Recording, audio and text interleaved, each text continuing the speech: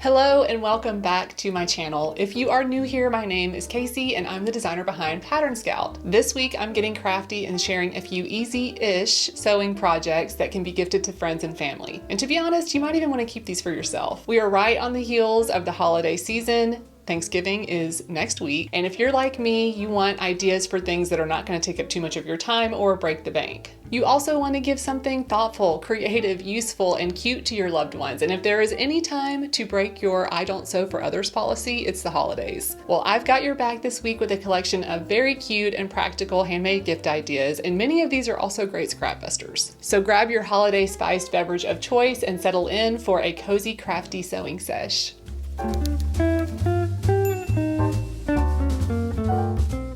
So this first gift idea is something that I'm actually planning to keep for myself because I saw this on Pinterest, one of my favorite places to hang out online, and it's for a collegiate style sweatshirt with a date applique across the front. Now, what really drew me to this is that the date that is in this inspiration image is actually my birth year, and I thought this is so cute. I've been wearing so many sweatshirts lately as we've been renovating our house, but if you didn't want to do someone's birth year, like I actually saw a woman at the grocery store the other day that had on a collegiate style sweatshirt that had the word mama applique across the front of it. This is such a great idea for a personalized gift because there are probably infinite ways that you could personalize a shirt like this. I also wanted to try out the reverse applique technique. So I'm going to try that technique on this shirt and reverse applique the date on the front of the shirt. Now I just bought a shirt off of Amazon, a sweatshirt, very basic boxy sweatshirt. The brand is Gildan, and I will put a link in the description to the one that I got. You could very easily make a sweatshirt for this, or you could probably thrift something, but you know, like I said, I'm last minute, I was crunched for time, so I just bought something on Amazon. So the first thing that I want to do is try to find a collegiate font that I can print out and use to create a stencil for this project. Now, if you have a Cricut machine, this will probably be so much easier. You could just print out a stencil on your Cricut and have it cut out for you. I don't have a Cricut machine. I did consider buying one. If you love your Cricut machine and you want to share in the comments which one you have, I would love to hear it because I am seriously considering gifting myself one for Christmas. But if I go into, I'm just going to go into Adobe Illustrator and I'm going to find a collegiate font and just print that out and cut it out and use that as my stencil.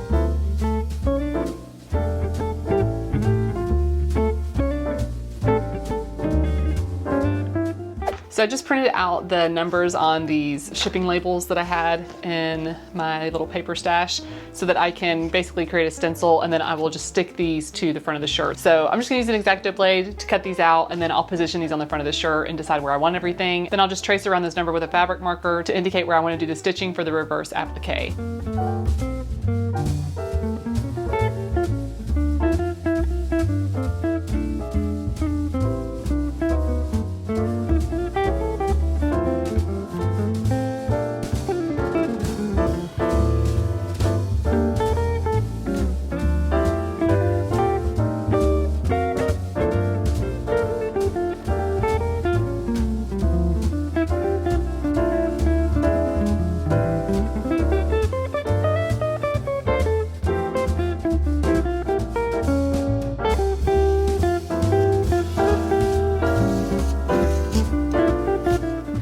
And that brings me to the sponsor of today's video, FlexiSpot. So a big thank you to FlexiSpot, who I have worked with multiple times and for good reason. They have great products that I have actually used and thoroughly enjoyed. I was first introduced to FlexiSpot's products when they sent me the E7 Pro standing height desk, which can be programmed to automatically adjust to multiple heights with the touch of a button. I have loved using this desk in my sewing space, and it serves multiple functions here as both my sewing table and as an extension of my cutting table when I need to cut large pieces of fabric. And FlexiSpot recently sent me the L3 Essential Office Chair to complete my sewing space.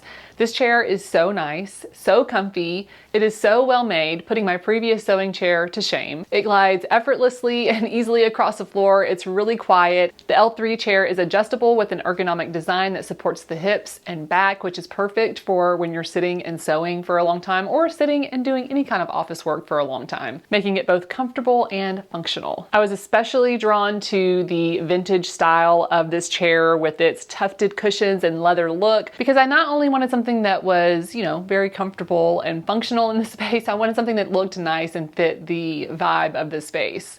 Oh, this is so comfy. It's really extra wide too, which is nice because I feel like sometimes these chairs can feel too narrow. I also love the cushioning on the armrest because I don't know if you do this, but I manage to bang my elbows on things constantly. And actually I have an elbow injury from doing that, painting this trim.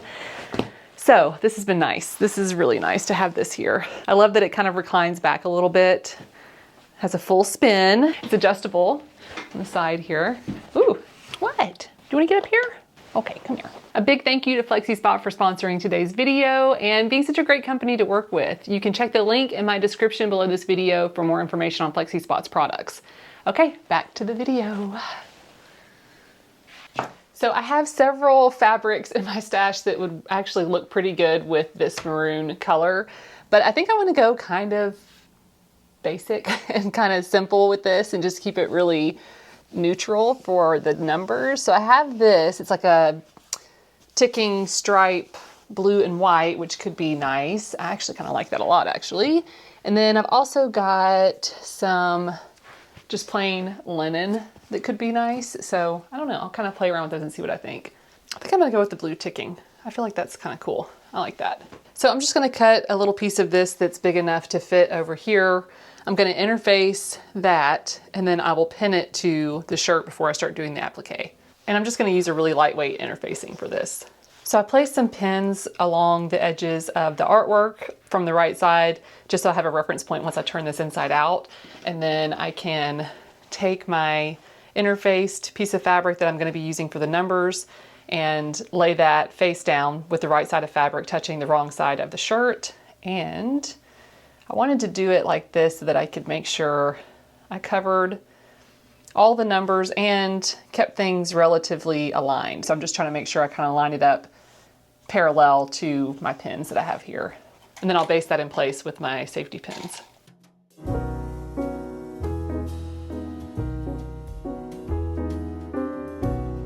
Then I'll just turn that right side out and I can start the applique process.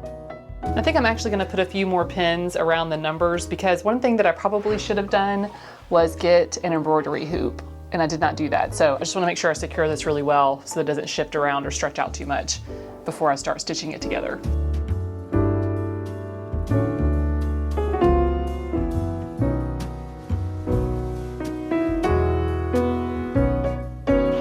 I'm also going to remove these little gold safety pins that I put in here because I don't need those anymore and I don't want them to get in the way of my stitching. I picked up a bunch of different colors of embroidery threads because I wasn't really sure which one I wanted to do, so I was just gonna kind of place these here, see what I thought. I think I'm gonna go with this kind of soft, dusty pink rose color. I just think that'll be nice. It won't pull too much attention away from the pattern for the numbers. And I think it kind of complements the maroon color nicely. So I think that's what I'm going to go with. So I think I'm just going to use about half of these embroidery threads. So what is that, like 3 threads? Yeah. I'm just going to tie a knot in one end. So I'm just going to put on a good podcast and embroider this. I'm going to be using a back stitch to embroider around the perimeter of all of the numbers. And that's going to be what secures the striped fabric to the t-shirt or the sweatshirt fabric. So I'm going to do that now. I'm going to start from the interior and bring that through. So I'm starting at this corner here of the one, and I'm actually going to start just a little above that corner. And then I'm going to go back to the corner and come up ahead of the stitch.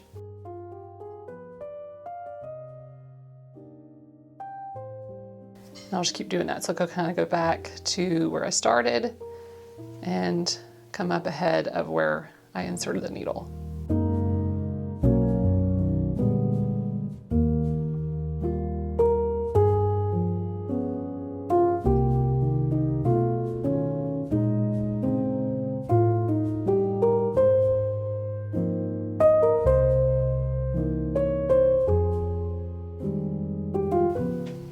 Now when I get to a corner, an interior corner, so like right here, I don't really want to come up right there. I need to come up diagonally over here. Pull that through there. And then I'll come back to that corner. Come up over here. And same thing, when I come to an exterior corner, I'm going to come back there and go diagonally across the corner. And then continue.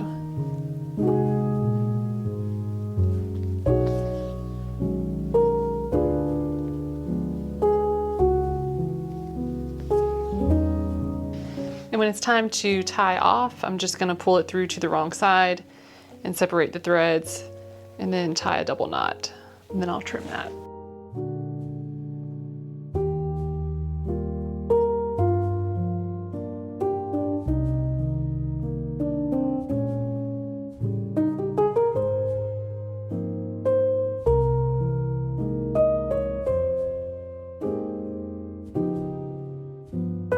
Once I have finished all of the stitching, I'm going to just use my little tiny sharp scissors to cut out each of these numbers. And I want to be careful when I make the initial cut that I don't clip into the striped fabric below. And the nice thing about using a knit fabric like this is that it's not going to fray, so I don't have to worry about these edges fraying. They probably will kind of curl a little bit over time, but it's not going to fray.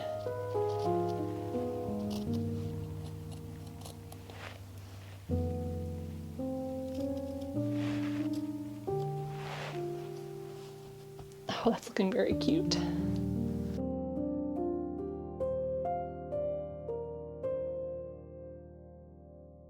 And then once I had all of the numbers cut out, I just went back in and trimmed away the excess fabric around the applique on the interior.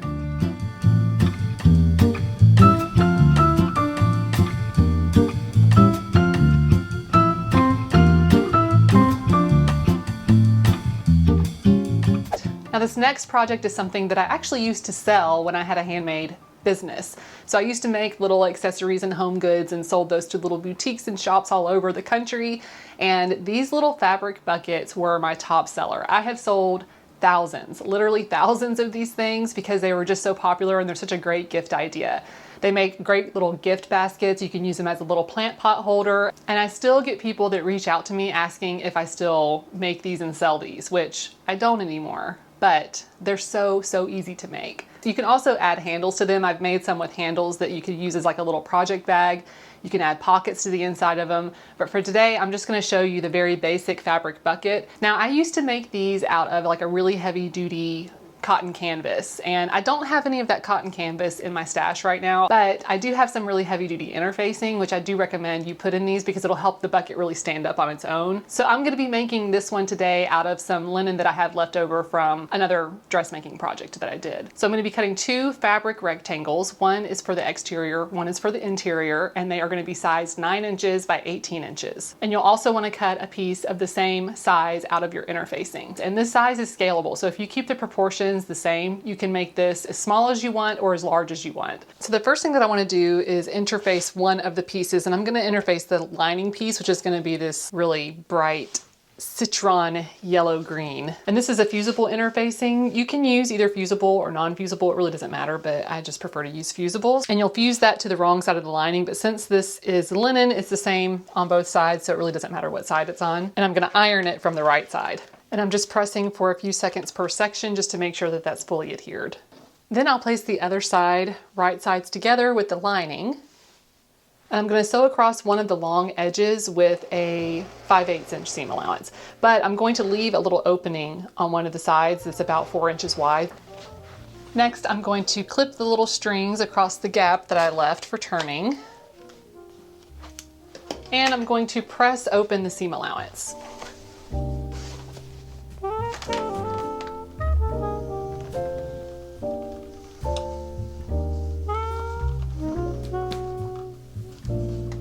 Then I'll flip this wrong sides together, folding along that top edge, and I'm going to press that again.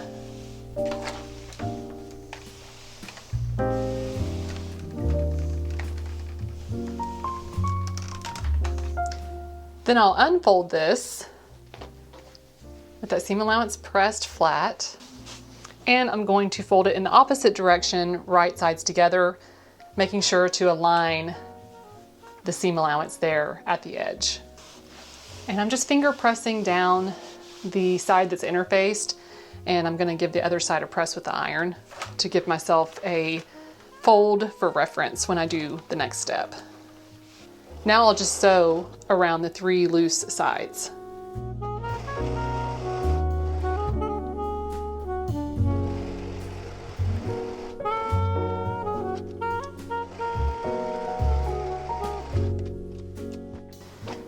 Next, I'm going to open this up like so and create triangles at the corners and line those up. Make sure that I align the seam allowance on both sides of those, because I'm going to sew gussets in the bottom of this fabric bucket now. Do the same thing for the other side. And you don't have to press this, but it actually kind of helps a little bit. So I'm just going to give that a good press. Then I'm also going to fold each of the corners toward the center and give that a little press, because that will give me a guideline for sewing the gussets. And then I'll sew across each of those to create the gussets in the bottom of the bucket.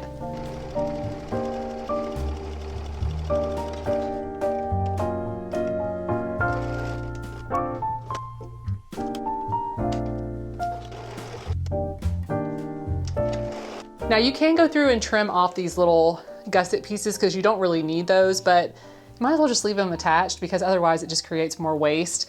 And for me personally, it becomes one of those things that I don't know what to do with.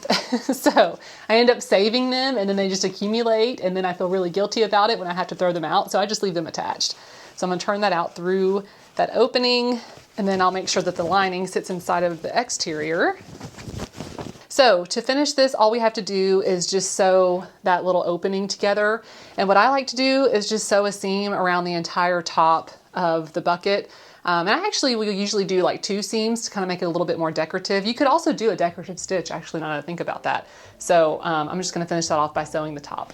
If you have a sewing machine that has the removable like tool tray storage thing to expose the free arm, that helps actually to do this part.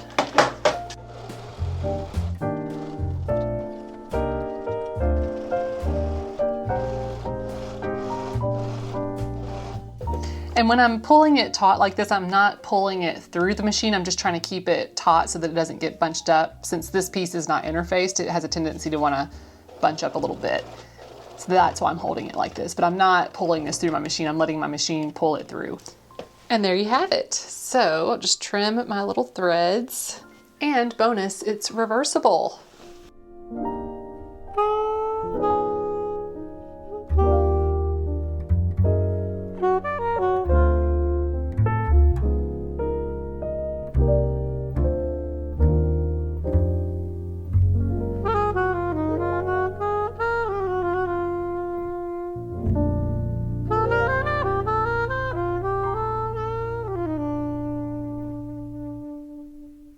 So this next project is something that I was inspired to make last Christmas. I was visiting a family member, and she had these really nifty little bowl cozies. So they're just like basically little hot pads that were kind of shaped like a bowl to go under a hot or cold bowl while you're eating soup or ice cream. I thought that was just so smart. I don't know why. I had never thought to do that before. And I thought I really want to do a holiday gift guide. That was probably the inspiration for this entire gift guide, to be honest, because I thought it was such a great idea, great scrap buster, really practical. You could do some really cute fabric combinations, so that's what we're gonna make next. I also created a little bowl cozy template if you wanna use it, although it really wasn't that hard to make. You could actually make this a square and just take little dart notches out of each of the sides from the middle.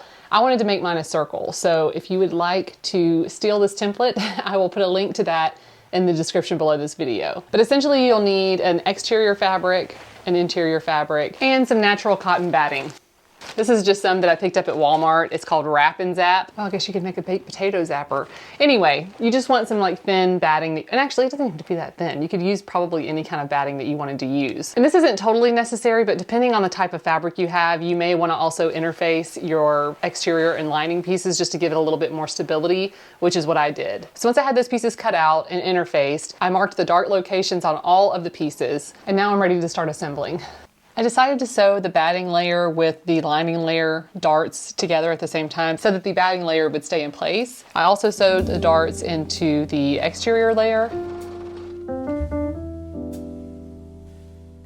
And then right sides together, I aligned the two pieces, aligning the darts and flipping the darts in opposite directions to reduce the bulk. Then I sewed with a 1 centimeter seam allowance around the outer edge, leaving a small opening that was about 2 inches wide for turning. Now I can just flip these right side out through that little opening. And this takes a little bit of manhandling. Probably could have left myself a little bit more room to flip. And I'll just press those edges out really well. I also want to turn under the ends of the opening and press those flat.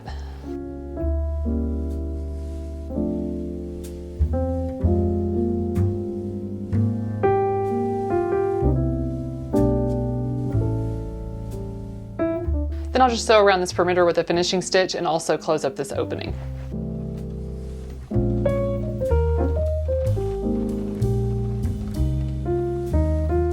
And as I feed this through, I'm just being really careful because this is very thick because of all the layers, and I am using the hand crank to help the needle through. And this next step is totally optional. I'm just gonna sew from dart to dart and make a cross across the whole thing just to make sure that the layers stay in place and give it a more finished look.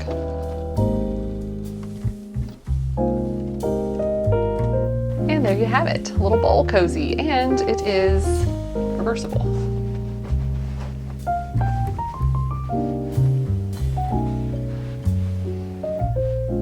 Just like that.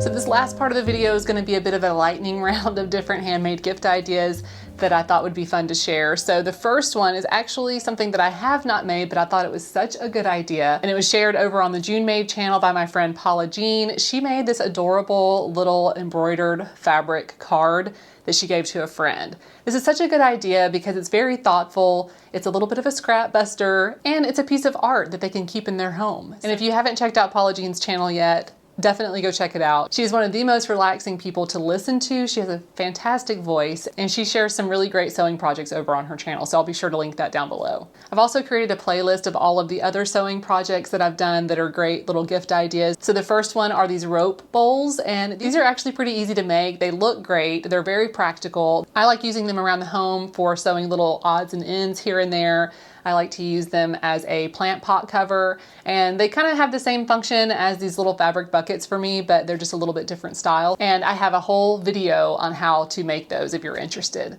Now, I don't have a video tutorial for these, but I have a little pattern tutorial over on my website for these little zipper pouches, and they can be used for makeup storage and travel storage, and they're just really cute and they're great scrap busters. These are also something that I used to sell when I was making handmade gifts to sell, and they were pretty popular sellers. So another project that I have shared on this channel and that I also have a little pattern for is a bucket hat. I love bucket hats. I think they're so stinking cute, and I did a tutorial here on the channel for how to make one out of a canvas fabric, but I think for the winter time they would be so cute in like a faux fur or a sherpa, something kind of fuzzy and fun, a nice alternative to the typical winter beanie, and a great gift idea. And I made that pattern because I have kind of a big head. I actually do have a really hard time finding hats, so I made it in multiple sizes so that you could make it for children and adults, even if you have a big head like me. And last but not least, we can't forget about our furry friends. I have a dog coat pattern. I also have a tutorial here on the channel for how to sew that. It's a great scrap buster. All of these projects are actually pretty great scrap busters, but that pattern comes in multiple sizes. So if you have a small dog or a large dog, you can sew up a little dog coat for them, or maybe you have a friend that has a dog that you want to sew a cute little holiday coat for. It's just a fun little project. With that, thank you so much for watching today's video. I hope you enjoyed it. I hope you have a great holiday season, and I will see you in the next video. Bye!